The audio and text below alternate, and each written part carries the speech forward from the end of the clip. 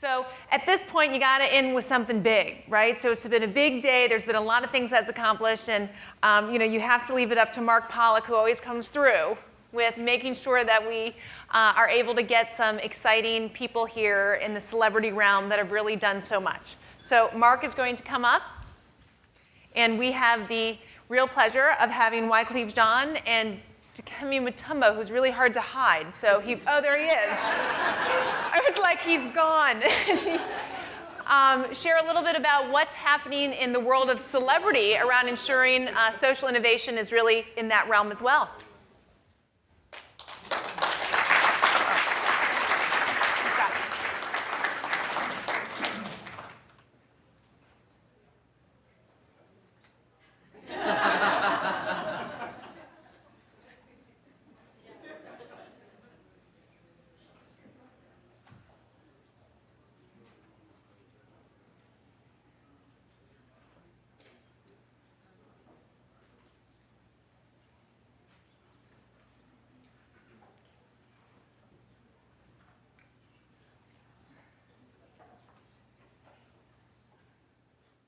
Testing.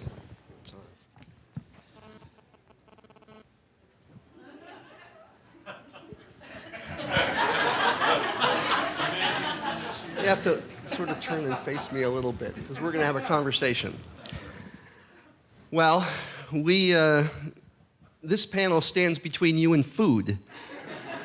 It's a little unnerving. I'm going to use the executive privilege of being the moderator to tell you a very quick anecdote that I hope is humorous about the first time I met Dikembe Mutombo. I don't think it's as funny as Nancy Lublin, but I hope it'll come close.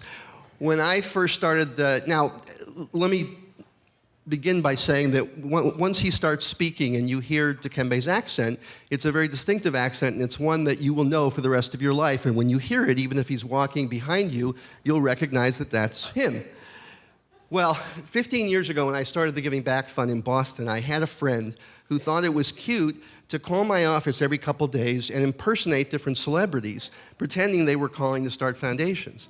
So he would get past my secretary, but I always knew it was him, and the secretary would buzz in and say it's Tom Hanks on the phone, or it's Steven Spielberg, or it's Michael Jordan, but it would always be him. Well, one night I'm working late, at about 7:30 the phone rings, and I answer, hello, the Giving Back Fund, and I hear this voice saying, hello, this is Dikembe Mutombo. Now I'm doing a bad imitation, but it was that voice, and I was certain it was my friend, so I said, come on, who is this? He says, what do you mean, who is this? This is Dikembe. And I said, yeah, and I'm the Pope. Who is this? And he goes, what? This is Dikembe. Well, it actually was Dikembe, who was on the team bus with the Atlanta Hawks coming in to play the Celtics the next day, calling me himself. Celebrities never call themselves. They have people do it, but Dikembe does pick up the phone and call himself, and it actually was him. So this panel is interesting in that these two gentlemen have done phenomenally successfully exactly what I started the Giving Back Fund to do. They've taken their celebrity and they've leveraged it in ways that have produced enormous good for hundreds and thousands of people. And they've done that by taking the spotlight that's shining on them and turning it on something important. Celebrities have a spotlight. Any of us can do philanthropy. But celebrities can do philanthropy, and they can take that spotlight and turn it on something important. They could take the millions of people who listen to Wyclef's music, and he can galvanize that as a force for good to support the causes that he cares about. Dikembe can take the millions of people that watched him play basketball for 18 years in the NBA, and he can leverage that fan base for what's important to him. That's what's different about the power of celebrity. So I would like to start by asking each of you to tell this audience how you became, first of all, tell them a little bit about yourself and your foundations. But I want this to be really special. So when you do that, tell them some defining moment or some special experience that you had that caused you to become engaged in what you've each done, which has been really spectacular. Something that if they weren't here, that nobody else in the country knows. This is going to be an exclusive today. Dikembe, why don't you start? And listen for the accent. Thanks, Mark. I don't know where to start, but my name is Dikembe Mutombo.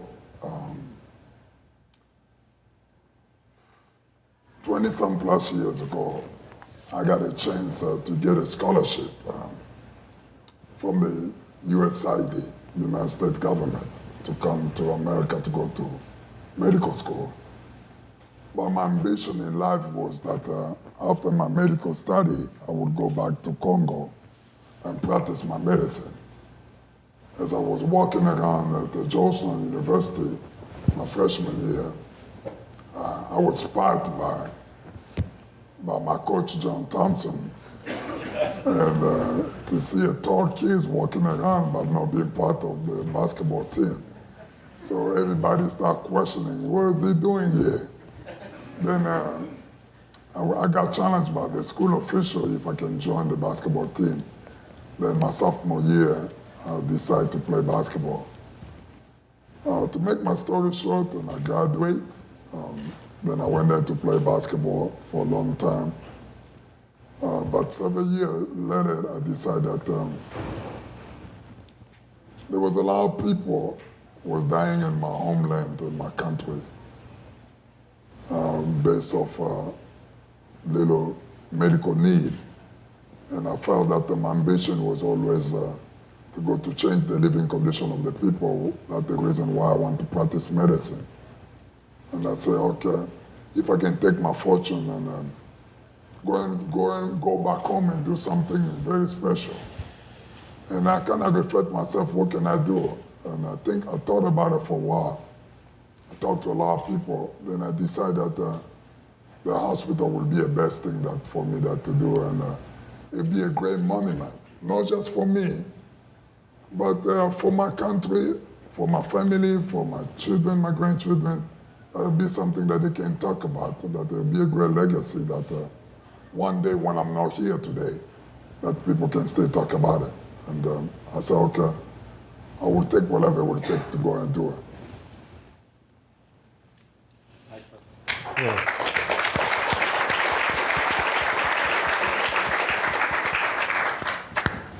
I got a chance to be on the plane with Mutombo, and one of us had to move because the plane was not balancing well.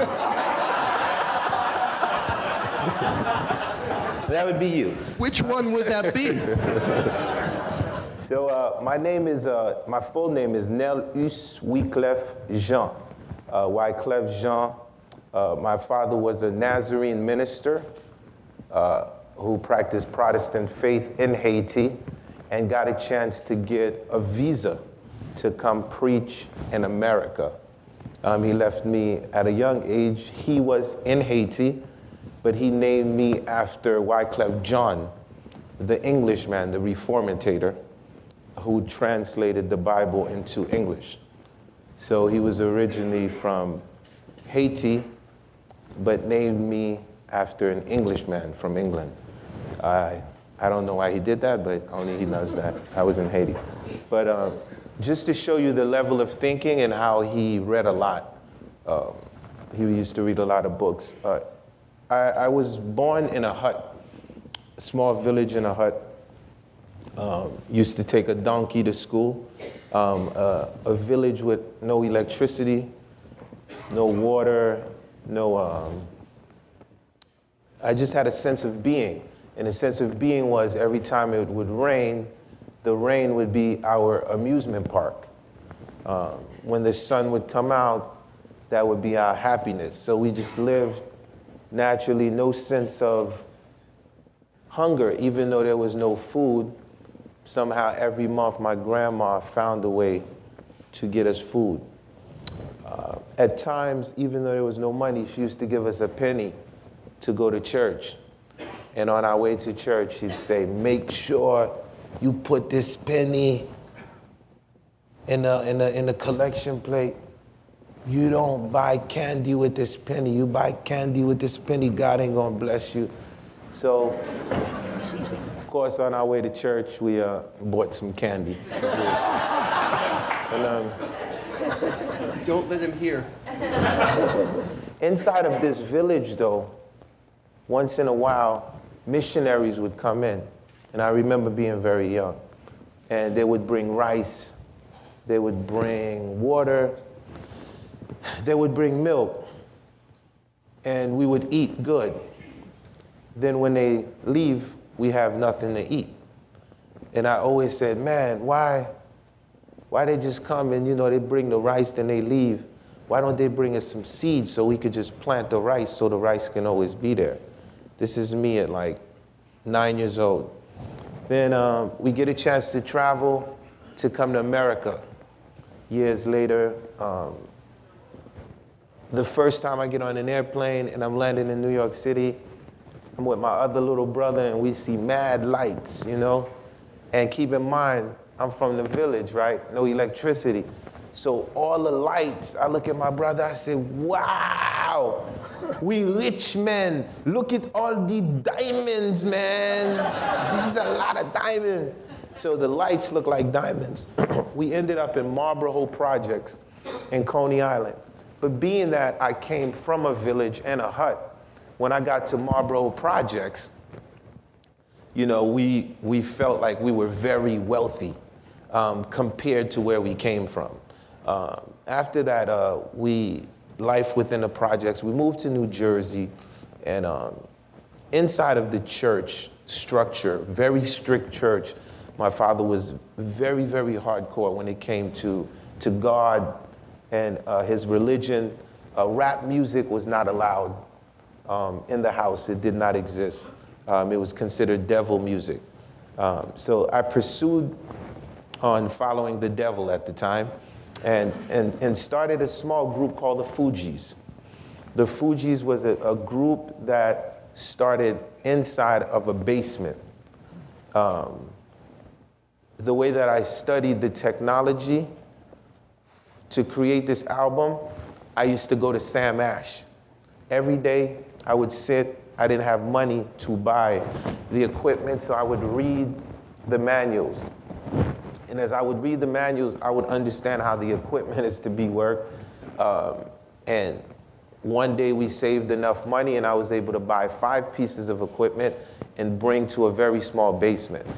The album that you have, which is called The Score, which is the best hip hop selling album of all time, that was actually done with like 6 pieces of equipment inside of a small basement. Once the Fugees got their success, all I could think about is that village. And the first thing I did with the Fugees was we went back to Haiti.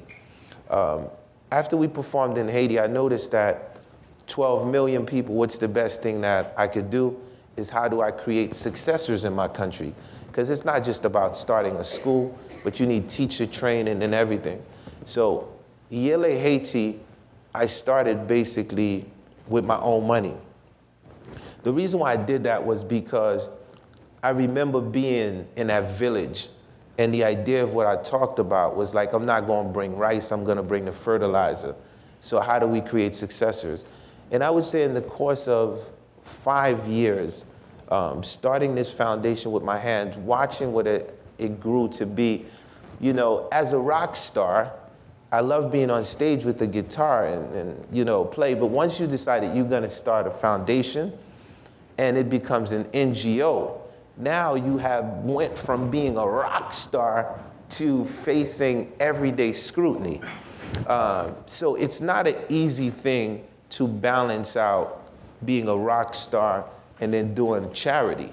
It's the most ironic thing for someone like me. 1 second, why Clef, you the man? Next, hey, I think this guy just stole $1 million. But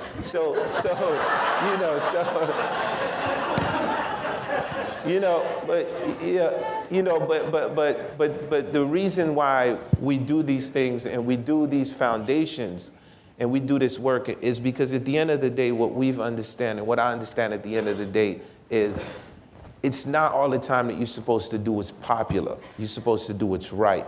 And what's right is to use our celebrity so we can help people. That's a perfect...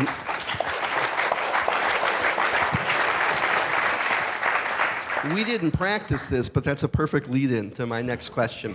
You have both used your celebrities in ways that have produced enormous success. But in the spirit of today, and I've heard so many speakers say this, in addition to the successes that we talk about, the audience, and we're all interested in hearing about challenges.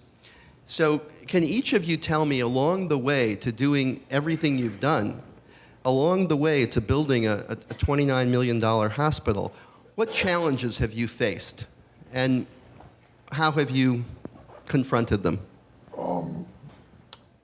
I think when you are a celebrity, like what Cliff would describe, it's not easy to take a big challenge like some of us have took.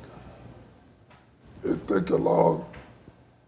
You have a strong spirit, be strong spiritually, because you can break down yourself, because the world becoming depend on you every day.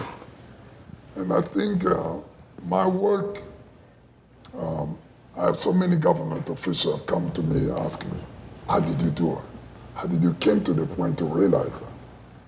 And I knew that as human beings, each one of us, even here in this room, you have a duty to fulfill something before you leave this earth.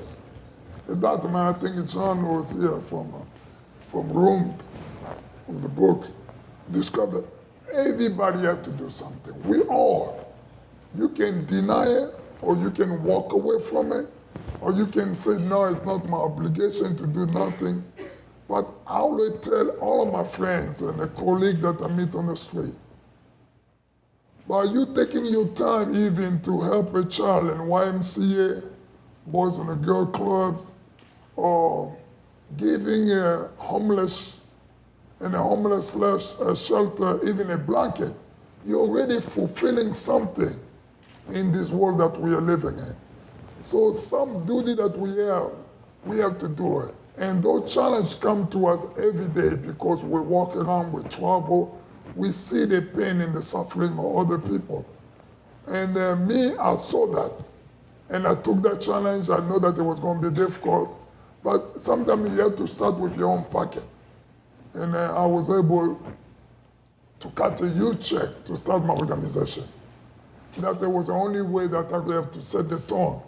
But I faced also a challenge from government in Africa who felt that, what are you trying to accomplish? What is the purpose of you building the hospital? Because Mark and I have talked about this. So many people thought that when I was building the hospital, my ambition was to becoming the president of Congo one day. That I have a political ambition behind doing a social good. And maybe people translate so much on what happened with President Obama, who went from being an activist in the south side of Chicago, today is in the White House. And the people was looking at the direction and said, no. And I had a few times where I met with the President Kabila, he said, Dikembe, are you sure you're not challenging me?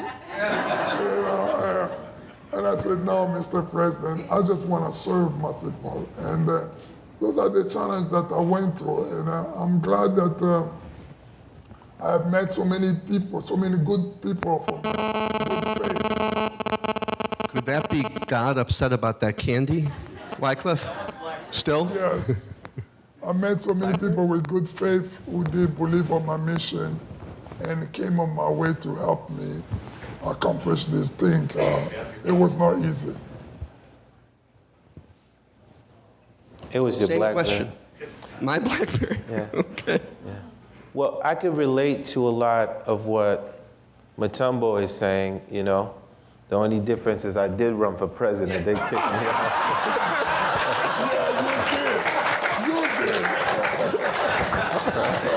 You're right. Wycliffe, you trying to challenge me? I say, yes, I want to be the president. But I would say definitely I relate to a lot of what Mutombo is saying. I would say the idea of an NGO, a non-governmental organization, the biggest challenge that I faced was I wanted to be a celebrity, but that was hands-on when it came to the foundation. And I would say that sort of like was the biggest mistake. Because what happens is, unless you're gonna be around 24/7 handling it, it's totally something which is impossible. And then the challenge that you're gonna face is you have to hire the right people. Because what ends up happening is you could have a good president or accountant, but if a mistake is made, it's not gonna be on them. All of a sudden, what you will find is, versus focused on the work of the foundation, then the whole thing turns into a scandal. So what happens is something that you build an eternity to build just get destroyed in 2 minutes. And I would say mostly those are the challenges that breaks us down sometimes. Because at the end of the day, you start this foundation with your own money and you're really trying to help. And so what I've learned is, an NGO is an institution, and it should be ran like a government organization. So the best lesson I would say I learned is just to make sure that the people that you're hiring and putting around you, not only that they're there for the job, but you have to make sure that they share your same passion and actually want to work and serve the people on the ground, I would say. Dikembe, why didn't you give him my number? He will have it by tomorrow. This audience is an amazing array of for-profit, non-profit, and government leaders. It's an incredible array. If you could address them collectively and individually, what would you say to them in terms of how they could help you in Congo and Wycliffe, you in Haiti? You know, for me, our work, we still have a lot of things to do. We have built a $29 million, almost a cost of $30 million hospital. We have raised a total of almost $40 million to keep the project going. The project costs us about $3.5 million operation a year. We've been successful raising money, but people are still dying in Africa. Mostly women. That's where my pain comes from. There's women who are still dying in Africa, especially in the Congo, for just child labor. And we still have 2 of the 10 women who are giving birth a day don't have a chance to go home. And their life will end just there in the hospital. So we are trying to cut the mortality rate. And we still have more than 1.2 million children who are keep dying for malaria alone. You know, the disease that can be treated with like $3, you know, or for $10 mosquito net. You know, we are trying to fight all of those pandemics that is destroying our African society. And the work that we have, I cannot do that alone. The only way I will have success, and the people like you will applaud me, if you join me to my cause. And I have so many great corporations, some of you guys are here in this room, who have helped me before. But our job is not ended, because life still goes on. And I will ask each one of you, those who want to learn more about my organization, you can either speak to me or go to our website, dmf.org, learn about the work we are doing. We already treat more than 85,000 women and children in the past 3 years. And we're going to keep trying to do our best to serve as many people in the community as we can. And please try to come see me and let make the difference and make the world a better place for tomorrow.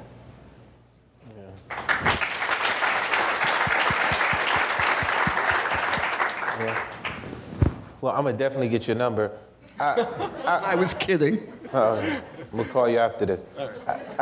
I would say for me, the most important thing is the reality of the situation in my country is 80% of the population is living on less than $1 a day.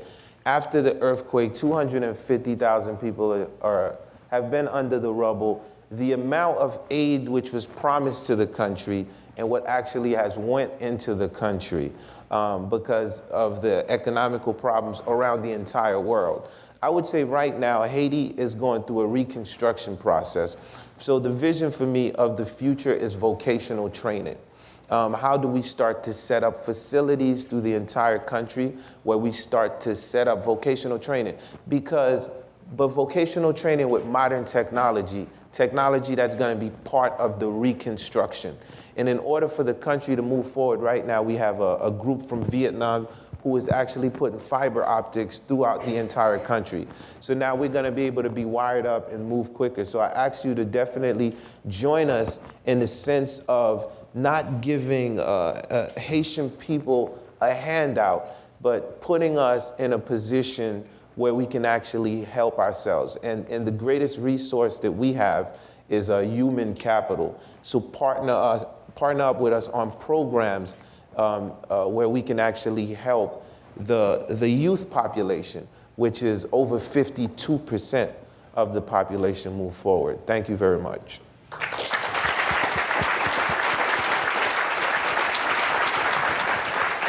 Can I ask you both a personal question? There isn't anybody in the audience, probably not anybody in the world, who hasn't dreamed of being a rock star or dreamed of being an NBA All-Star. You both are those things. From your own perspective, tell us what type of pressures are involved on a day-to-day basis in being that. What type of expectations do you feel? What type of obligations? What type of advantages? Tell us what it's like to be someone who's always in the public eye. One thing you learn in life about being a successful human being, but there are the people who always want you to succeed, and there are people who want you to fail. Why? So that it's like, we as human beings, like one of the doctors described, we are like crabs. We're always grabbing on each other. You can put the crabs in a small bucket, you will see them go. And human beings are the same way. Each one of us always think that, I'm the one who's supposed to be on the top. And we always fight. These things have gone on from generation before us, and it will go down to our children's generation, it go down to our kids' generation. Even you in a basketball team, there's always someone else in the team who always think that is better than everybody else. And you always have a guy who sits in the end of the bench who think that one day I'm going to get in that position. And every day he comes, he wants to practice 3 hours more than you did so he can get that. So we always going to keep that fight. And for you to stay on the top, you always have to work extremely hard to make sure that you maintain your position. And if you create an NGO, like what Cliff said, you have to make sure that thing is run properly, like a government institution. And you got to make sure that the people come in time, that the people are still getting paid, and nobody steals the money. And you have to in place the rule that no people think that because you're famous or they relate to you, maybe they are your cousin or your brother, they work in your organization, they think maybe they can just go 5 days without paying their employees because they are using some of the money from their own business. No way. I've established a set rule in my hospital. One strike, you gone. I remember the first time we opened the hospital, we've been paying our employees almost like 4 times better than the government employees because we want them to be there at least 12 hours a day to work and treat poor people who are dying. Next time you knew, 20 doctors work in my office asking me, Mr. Mutombo, we need a raise. So you need a raise from what? Government doctor make $500 a month, and you make $2,000, you want a raise. Do you know what, excuse me, sir, how many of you in a group? Well, we're in a group of 20, we're outside. Do you know what? Your job has been ended just now. And if you don't set a tone in any organization that you create, people will take advantage of you. And I did that in my life, and they have given me such a great respect in everything I do.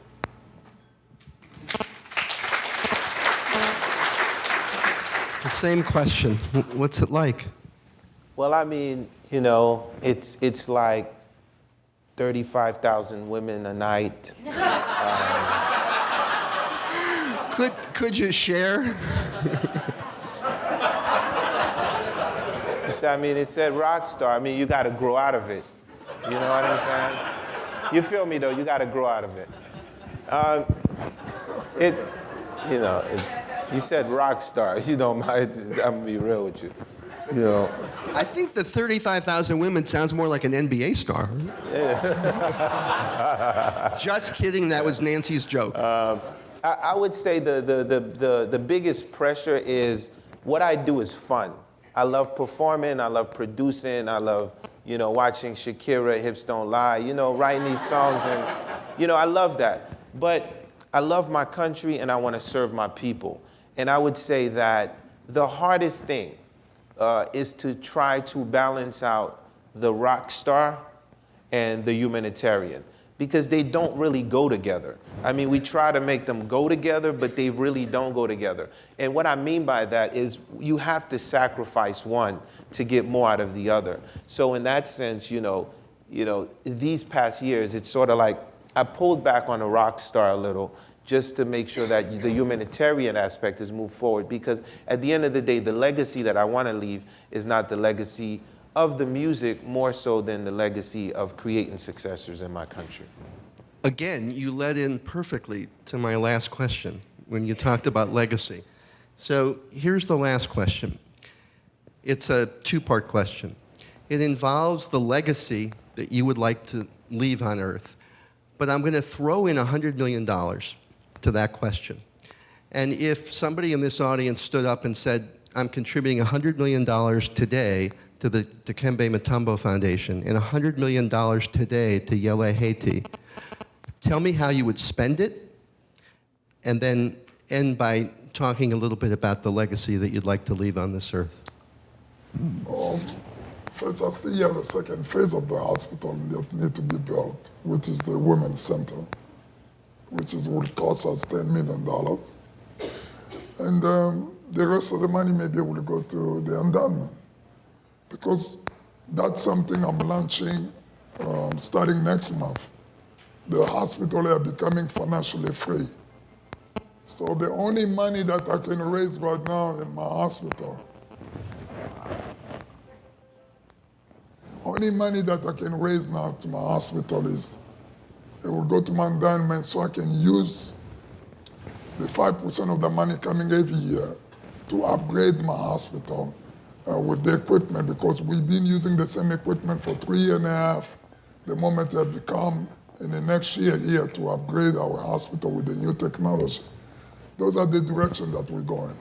But the great legacy for me living in this earth, it was that I want to make a difference.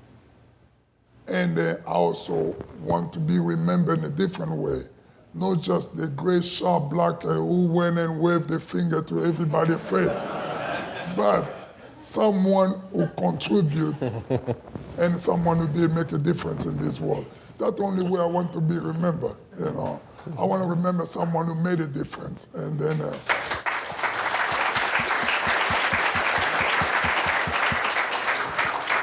How would you spend $100 million in Haiti?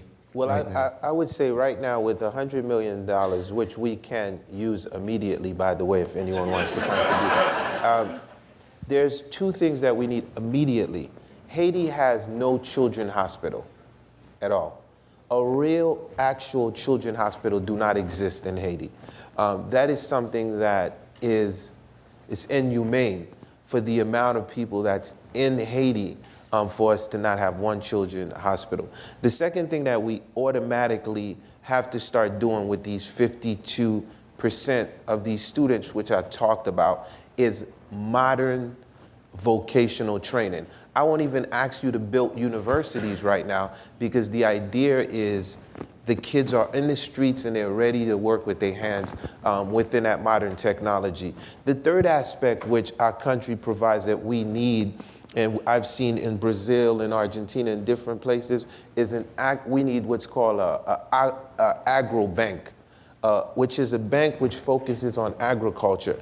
And what we do is we give, I wouldn't even call it microloans, but it's sort of like the loans that we give we give it to the farmers. Basically, where the farmers, they come, they get their seed, and basically they set up their own business now, where they're actually growing their plants and they're taking them back and they're selling them back to the main cities.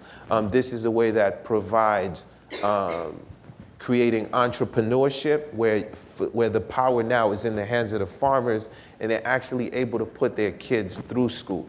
These are some of the programs that we can start working on immediately. So I look forward to anyone who wants to contribute $100 million immediately. Thank you. And the legacy. The legacy I want to leave, you know, my daughter is 6 years old, you know what I mean? And she's the coolest thing on earth. And real quick, so she's like me. See, I'm kind of funny. Like, you know what I mean? Like me and Eddie Murphy. Matumbo's kind of funny. So she's 6 years old. I remember being in Haiti and coming back to the States. And I had a show where I was performing for Nickelodeon. And so that's when she thinks I'm cool, because we're going to Nickelodeon to see Dora and everything. So I'm going to be performing with Dora. That's exciting. So I teach her a little bit of music, but I don't want to like push it because she has to do what she wants to do. So she decides, okay, Dad, you know what? I'm going to play the djembe. So we get to Nickelodeon. She freaks out because the audience is a huge audience. She didn't, in her mind, she didn't know how big this audience would look like. So it's her and she's sitting with her niece. And I'm like, she's 6. I said, Angelina, are you gonna do it? She's like, all right, Dad, I'm gonna give it a shot. Now, but she's like, I have to convince Nana. Nana is my niece. So I walk away and I can hear them talking. And she's like, Nana, listen, you gotta do this Nickelodeon thing with me. We're gonna get paid, we need the money. And, right? And they're 6 and 5, true story. And I said, are these kids trying to get a check from me? So I go over there and I'm like, I asked my daughter, I said, Angelina, what are you gonna do with the money? She said, Daddy, I need the money so I could bring it to Haiti to buy a toy for the kids. And that's the legacy I wanna leave. The idea and the ideal in the kid's mind to never forget this place and to always be willing to help the kids. And that's the legacy I want to leave behind.